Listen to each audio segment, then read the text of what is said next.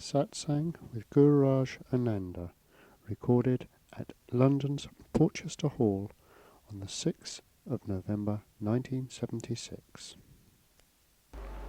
Namaste. This Sanskrit word means that I bow to the divinity that's within you. Good.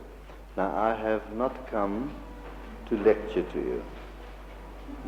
For that we go to the universities where they teach you about things and not what a thing really is. For that we go listen to lectures. What we would like to rather do is have discourses. In other words, I would like to communicate with you. And the best way to do that is by question and answer. So, would anyone like to start us off this morning with any question that you would like to ask? Do not worry if it's a small question or a large question. There's no small questions and there are no large questions, because every question that affects us in daily living is an important question. It could range from how to bake potatoes to how to find God. They're all important. Okay, so would someone start me off in asking questions?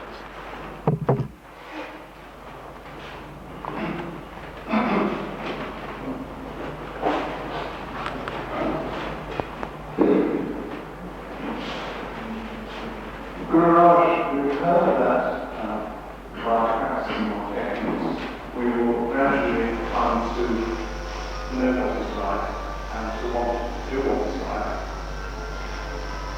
While we're on our way, can you give us some guidance about how we make decisions about problems that come to us before we reach that state of How you could make? while we're on our way to reaching that state where we will always know. Can you give us some guidance about what we can do? Good, very beautiful. Now, the basis of the question is this, that I am doing a practice, and by doing the practice, how will I progress? What are the mechanics of the progression? And in the mechanics of the progression, what are the signposts that I will find doing my practices, and how it will benefit me, etc. Is that the gist of your question? Yes, I'd also like to know what one does in a situation where you really don't know what to do. In a situation when you don't know what to do. Now, in a situation when you don't know what to do, then you do nothing.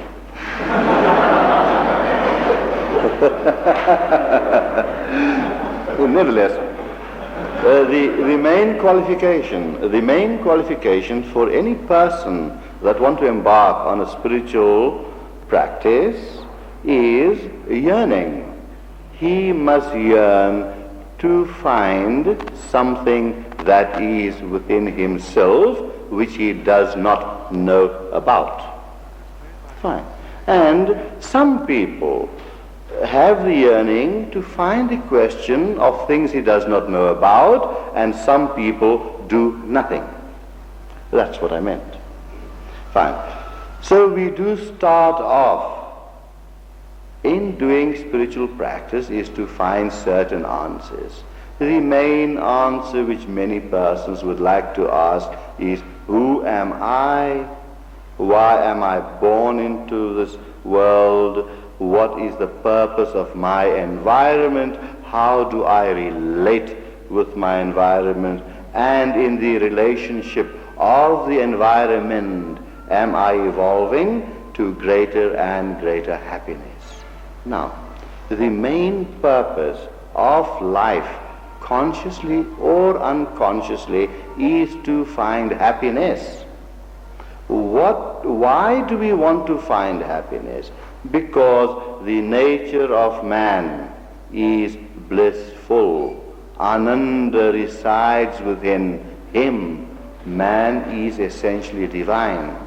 And because of the essential divinity that is within man, that is what spurs him on to find himself to find the divinity that is within him, and that constitutes the mechanics of the path of finding happiness. So, to recap, man consciously or unconsciously searches for happiness. A man makes £1 million and he thinks he will find happiness in doing that. But when he makes £1 million, he is still not happy, so he tries for the second million. And when he has the second million, he will try to find the third. But is that the path to find happiness, to find that peace that is there within us? So we are trying to find externally that which is internal. We are using the wrong direction. So by spiritual practices that are given and individually designed in our foundation, the International Foundation for Spiritual Unfoldment, the individual practices that are designed are aimed at the sum totality of that particular person. His vibration, which a guru can hear in his meditative state, his vibration is taken and based upon the vibration, an assessment and evaluation is made whereby the sum totality of the person is assessed, and thereupon a practice is prescribed. So it becomes an individual practice. We have avoided mass practices because there cannot be one medicine that could cure everything. You might need a different medicine for a headache than what you would need for a toothache. So, with our foundation, all practices are individually designed. Now, these practices, individually designed, are aimed at unfathoming that is that which is within us. And that is the purpose of the foundation, in order so that man could reach his primal state of bliss. Man is essentially divine. When man repeats to himself that I am a sinner, I am weak, keep on repeating the weakness to yourself and you become weak. The message which I bring to you is this, that you are divine. That divinity is just covered up, crowded up, and what we have to do is unfold it. We do not call the foundation spiritual development. The spirit does not require developing. It is fully developed within you and me. But covered up, we have to unfold it. And for the unfoldment, we give our practices, and our meditators find that in doing these practices, a greater harmony comes within themselves. They do feel a greater self-integration. Man has three aspects to himself. He has the physical body, he has the mental body, and the spiritual body. And all troubles begin when the three aspects of man do not function harmoniously. So, with spiritual practices, we find and we function as harmoniously with more and more and more harmony, and we become more and more harmonious. And as we become more harmonious to ourselves, we create a greater harmony in the environment. Now the flower, it is the nature of the flower to grow beautiful. Yes, it grows beautiful, but it does something else as well. It enhances the beauty of the garden also. So the flower that grows beautiful in itself also enhances the beauty of the garden. So when an individual becomes more harmonious to himself and more self-integrated, then his environment too improves, and that is the purpose of meditation. The purpose of meditation is to live as an self-integrated being. And being self-integrated, one can perform daily actions with a greater dynamism, with a greater vitality. And having become harmonious, we automatically become loving. And when we become loving, we become lovable. If people ask, why don't others love me? If he asks that question, do not let him ask the question outside, that why don't people love me? It is because he is not lovable.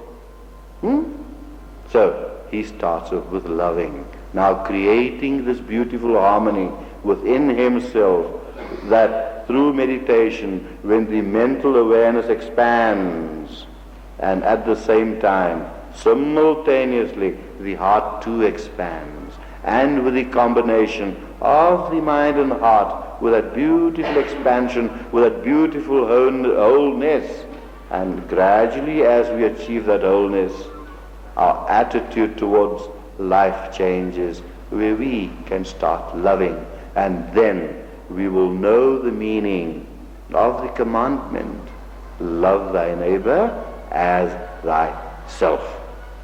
Then we will know the true import.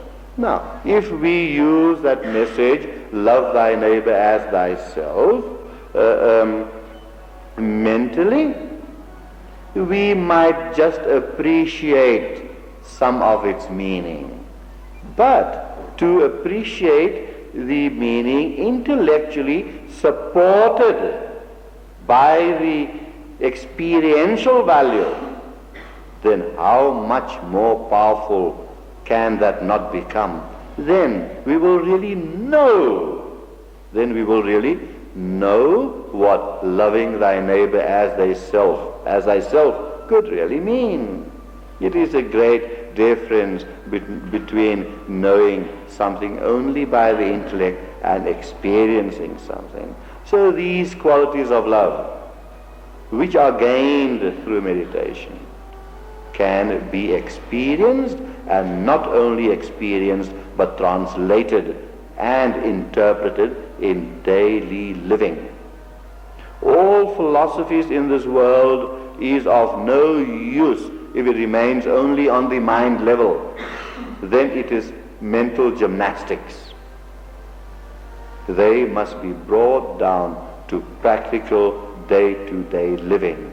And our meditations are designed, individually designed, tailor-made for each and individual person, so that he could do his practices twice a day, half an hour morning and evening, and he's shown methods how he can interpret them in day-to-day living, and thereby making his life richer in every aspect of his being, so that greater harmony is found in the home, greater harmony is found in work, greater harmony is found in his social circles, greater harmony is in society, and it is society and various units of social bodies that form a country. And then England again can shine to its primal glory. The empire builder can also start off to be the spiritual empire builder. Yes, we have started this movement. We are in many countries at the moment, but England has become one of the main centers, because I do know the potentiality, the bulldog tenacity of the English people. Yes, if they make up their minds, they can perform wonders. If they could have been the greatest sea power, if they could have built the greatest empire in the history of mankind, they can also build the greatest spiritual empire. And there are certain points in your land, in England, that are very highly empowered spiritual points. There is a great vibration here in this country. As soon as I put my foot in England yesterday, I could feel it. I could feel the vibration. And this vibration will overcome all the permissiveness and all the wrongdoings that are happening. But we have to start somewhere. Where do we start? We start with ourselves. And how do we start with ourselves? Is to find methods that can improve ourselves. And the easiest and the finest and the best and the sublimest and the loveliest, the beautifulest method is meditation. Yes. With the meditational practices, our attitudes towards life change. I always like this one stanza. Two men behind prison bars, one saw mud, the other saw stars. They're both in the same circumstances. One could see the gloom, the other sees the Lord's glory. Why? Aspect of thought, attitude, perspective. And these perspectives are changed by our meditational practices. They have to change. They do change because we operate as a total being. Human beings operate today not in totality. They don't. You see this every day where a person thinks one thing, does another thing, and speaks another thing. They pull in different directions. So where can the progress be? But if they operate in totality, how beautiful it would be. People can't even make love in totalness. That is the present state of our society. They cannot communicate with their wives or their husbands in complete totality, where their minds, bodies, and spirits flow as one unity. And even in that form of love-making, when they can flow together in one unity, that too can become a meditation. Because there's a smooth, there's a flow, there's a divinity that shines. There's self-luminosity. It is not borrowed light. And therefore it becomes eternal, immortal, beautiful, sublime, divine. Any amount of labels you can put on, it becomes goodly and it becomes godly. Because for what is life? Life, remember 3 L's. Life, love and laughter. And if we have these things in our lives, life, to live life with love and laughter, then where are troubles? There are no such thing as troubles. There are no problems, because every problem has inherent within itself a solution.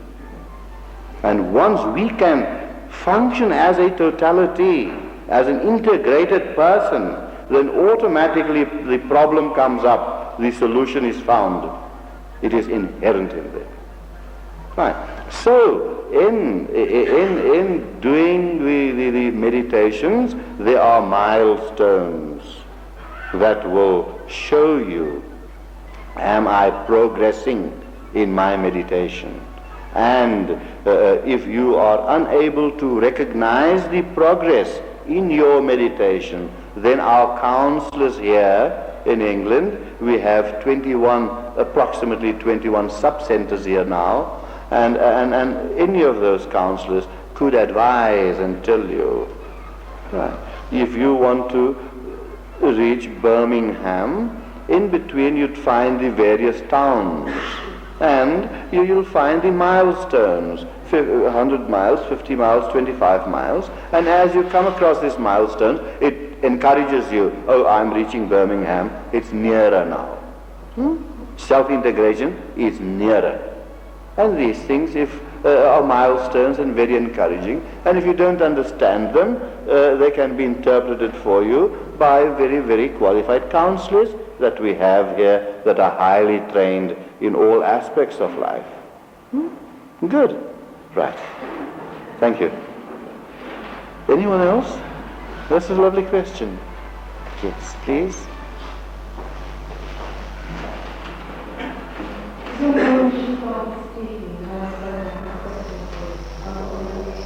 I do find a bit of trouble with your accents. Slowly.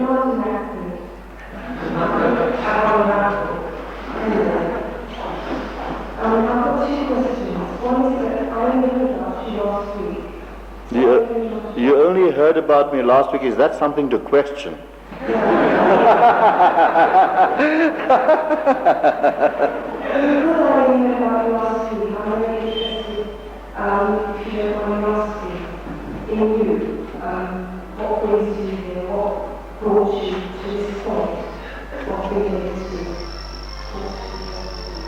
Beautiful, beautiful. So in other words, you have a personal interest in me. Well, I could tell you, you can have a personal interest in me, but I'm a renunciate and a celibate.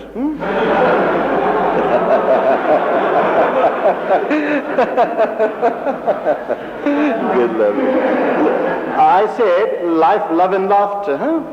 We must have some fun and not be serious all the time. Next one. What brought me to this point of life? Fine, you want to know something about me? Well, I'll be glad to tell you. Take a seat, lady. Good. You want to know about me, what brought me to the stage of life?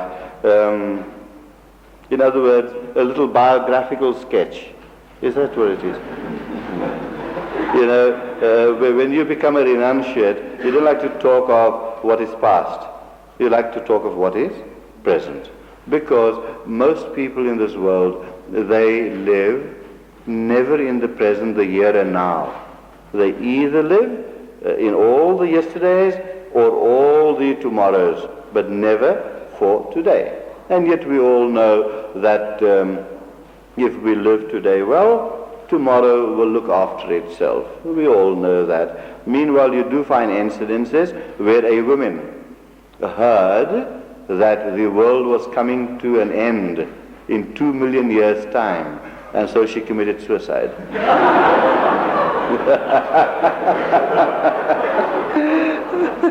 Yes, all the worries of people is not about what is happening today. You are sitting here today. Fine. And most of you are absorbed in what I'm saying. We're having a few laughs and a few words of wisdom, and you'd find that interesting. And yet there are some here, I could see their faces, that are worrying about what's going to happen this evening at the pub.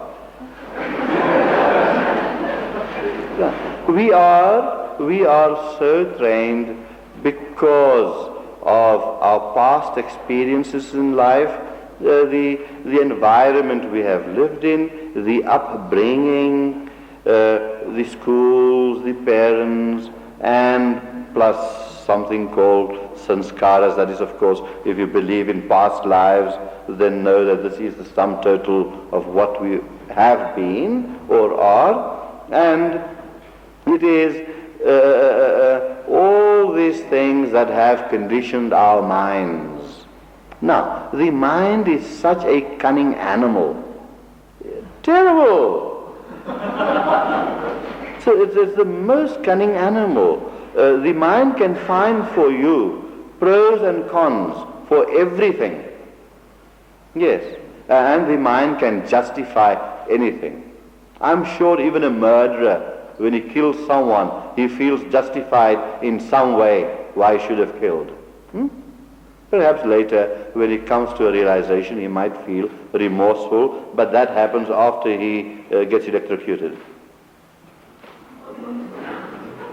Yes, that is a process that he can feel remorseful after he has passed away, which is too late then. Nevertheless, the point is this, that the cunning mind can always find justifications for one's behavior and forgetting what is today and always wondering about yesterday or tomorrow. Now, that is what generally happens. But when it comes to a yogi who has renounced the world, he does not like to think of his past, what he has done. To him it is today. He is sitting here and he is communicating. What is he communicating? Not only some words that flows from his heart, but also the essence that flows from his heart.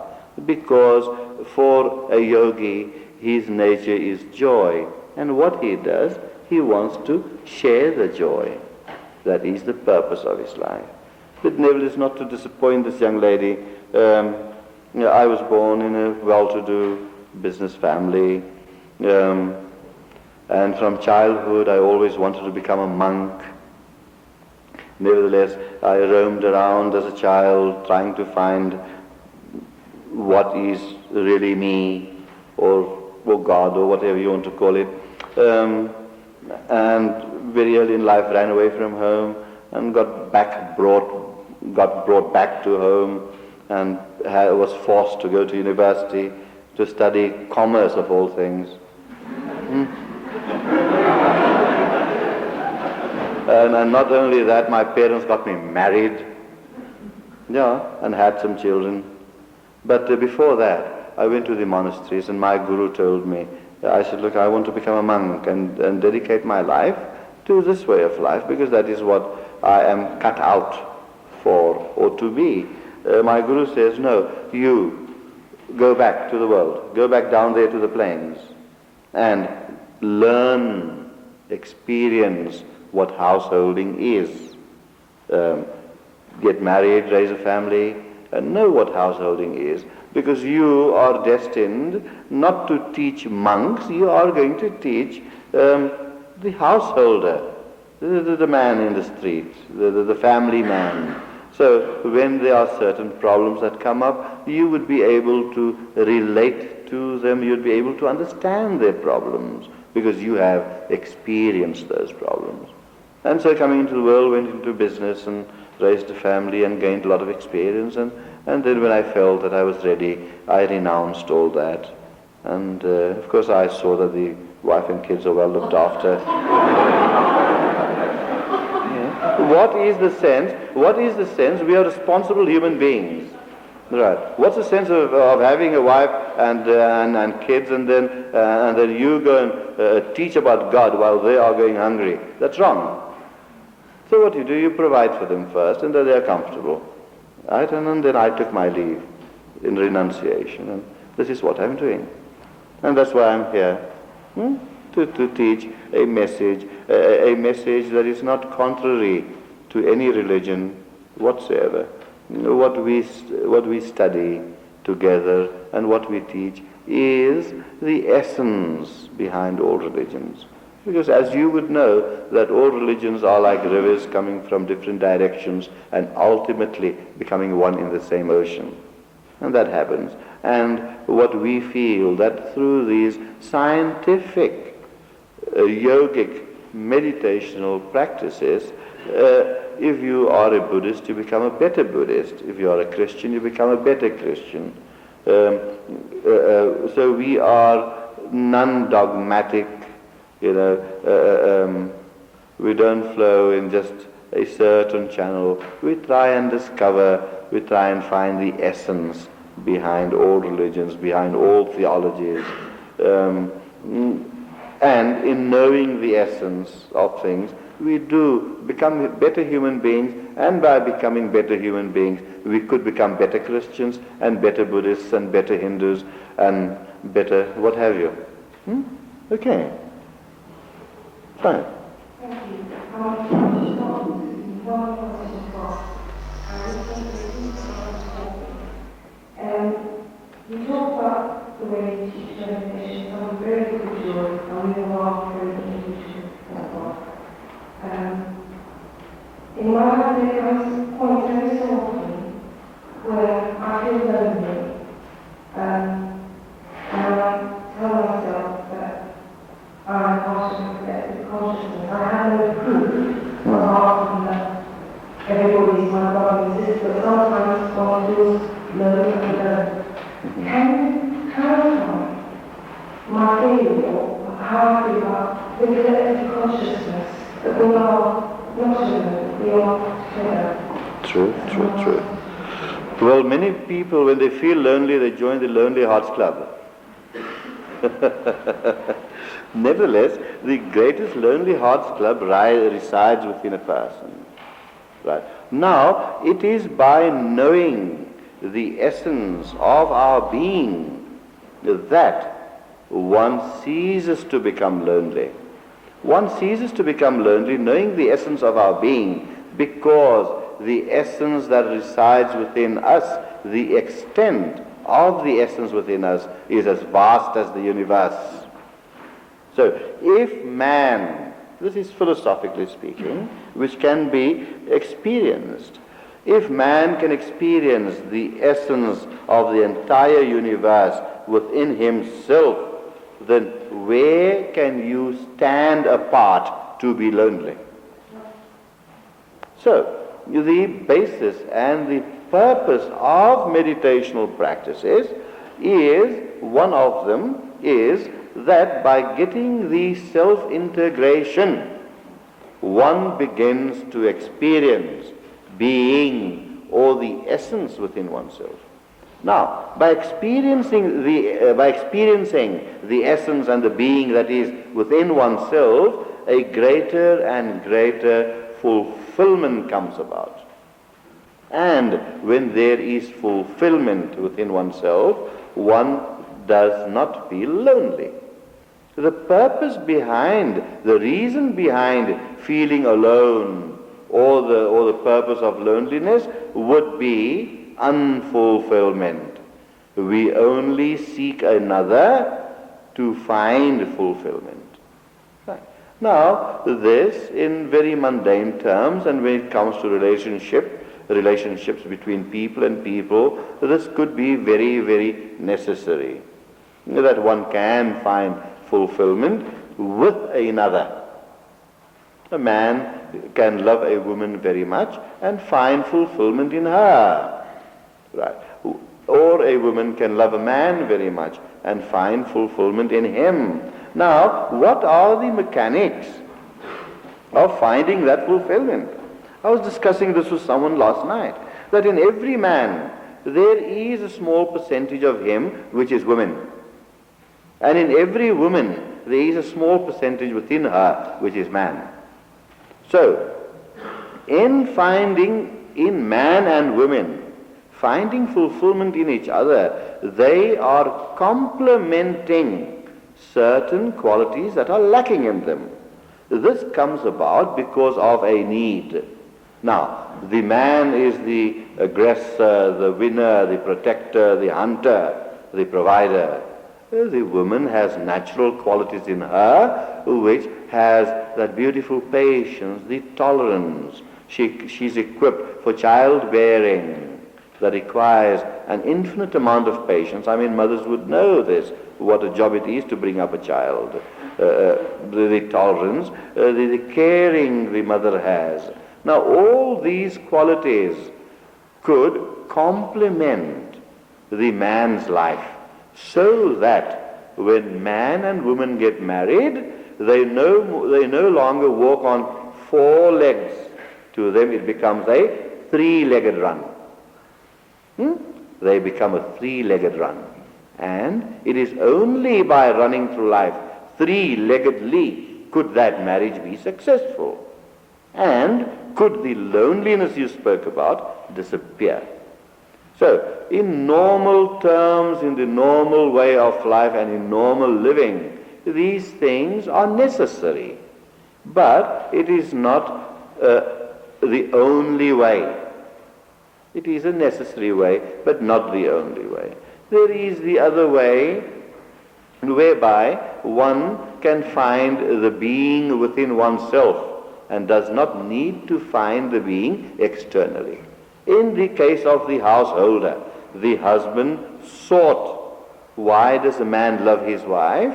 The man loves his wife because not of her body, not of her face, or her beautiful figure or blue eyes. No, it is because of some essence that is within her. And the wife loves her husband in the same way, because of some essence within him. So, the search starts externally, and from the external search, the internal reality is found. And when the internal reality is found, then one finds fulfillment and all loneliness ceases. Then company is not necessary. A housewife goes to a supermarket. she draws up a list of the things she wants to buy. But after she has bought everything, she can throw the list away. The list then is not necessary. So, a person goes to a guru, right? The guru is external. But the job of the guru is to wake up the internal guru. So once the internal guru has become awake within yourself, the external guru becomes a dream, you don't need him. Likewise, everything happens in life. When a person finds the fulfillment within oneself, then everything external does not become necessary. Yet, when it comes to husband and wife, the wife might not be necessary for the fulfillment anymore, and 99.99999% of people are not fulfilled, so they will still be needing their wives and their husbands. But to that fractional percentage that does not need that will still remain a fully responsible person. And he will look after, or he has provided for his wife and children, so he could do the work he is meant to do. Okay, good, fine. Anyone else? Please, do not hesitate to ask anything you want to.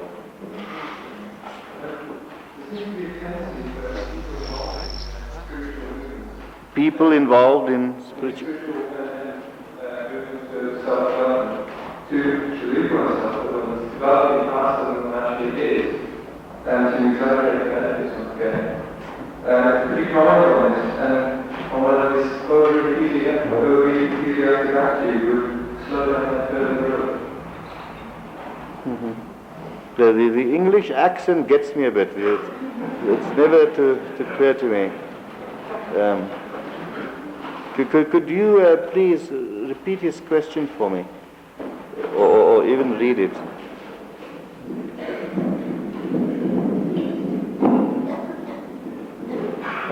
I believe a person in Yorkshire does not understand the English of a person in Eastbourne. Is that true? And I come from 6,000 miles away.